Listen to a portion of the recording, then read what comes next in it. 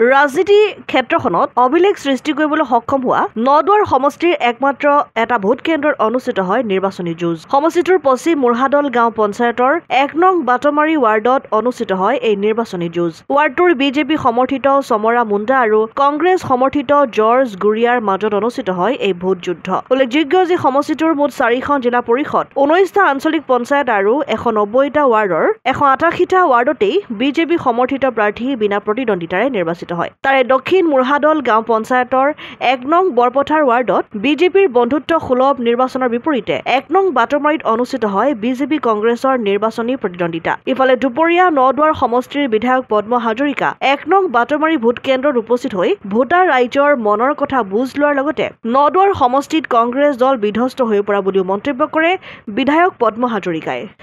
আপোনালোকে গোটেইখিনি গমেই পাইছে যে আমাৰ সমষ্টিত ৪খন জিলা পৰিষদৰ সদস্যৰ আসন আছিল।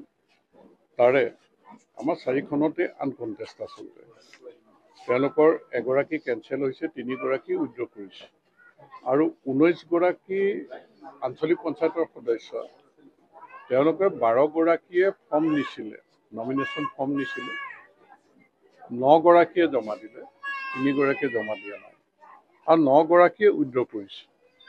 গতিকে ১৯ জিলা কাউন্সিলৰ ১৯গৰাকীয়ে আনকণ্টেষ্ট হৈছে আৰু ১৯০গৰাকী ৱাৰ্ড মেম্বাৰৰ তেওঁলোকে ৭৭গৰাকীয়ে ফৰ্ম নিছিলে, নমিনেশ্যন ফৰ্ম তেওঁলোকৰ ৬৪গৰাকীয়ে জমা দিছে। তাৰ বহুত কেঞ্চেল হৈছে, আচলতে কাগজ পাতি দিয়া নাই আৰু কেইখনমান উইথড্ৰ কৰিছে।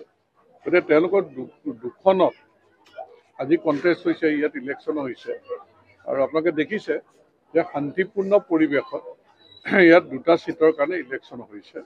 যদিও কংগ্ৰেছে কৈছিলে যে তেওঁলোকে বয়কট কৰিছে বুলি, কিন্তু কংগ্ৰেছৰ যি ছাপোৰ্টত কেণ্ডিডেট উঠিছে তেওঁলোকেতো ঠিকেই কেম্পেইন বা এইখিনি কৰি আছে।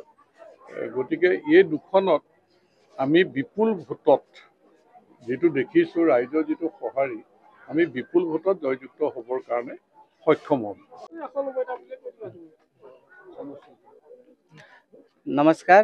নদুৱাৰ সমষ্টিত ১৯০টাৰ ভিতৰত ১৯০টাই মানে উইনাৰ হৈ গৈছে বুলি ক'লেও হ'ব, কাৰণ নদুৱাৰ সমষ্টিত মোৰ পঞ্চায়তৰ পশ্চিম মুঢ়াদলত 10টা ৱাৰ্ডৰ ভিতৰত মানে 9টাত উইন হৈ গৈছে আৰু মই বহুত ভাগ্যৱান যে নদুৱাৰ সমষ্টিৰ ভিতৰত পশ্চিম মুঢ়াদলত ১ নং বাটমাৰীত মই ইলেকশ্যন খেলিব পাইছোঁ।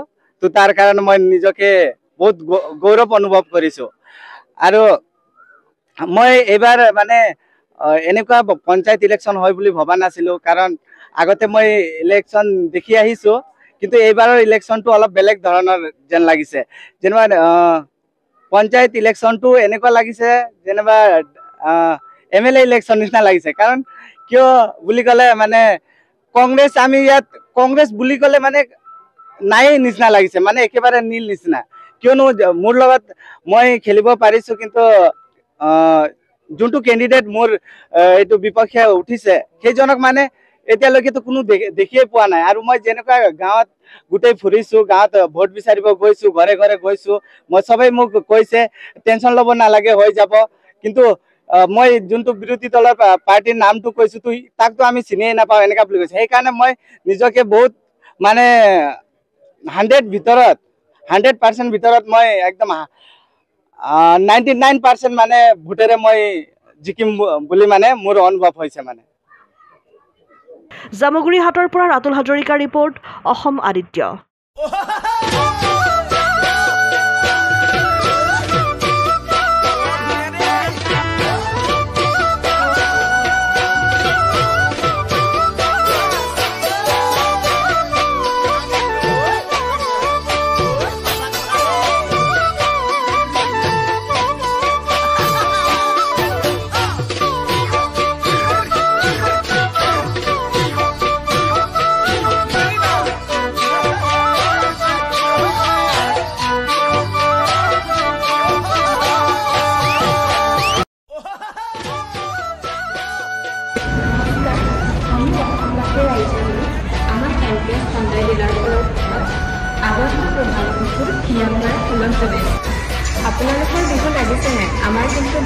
আহিছে।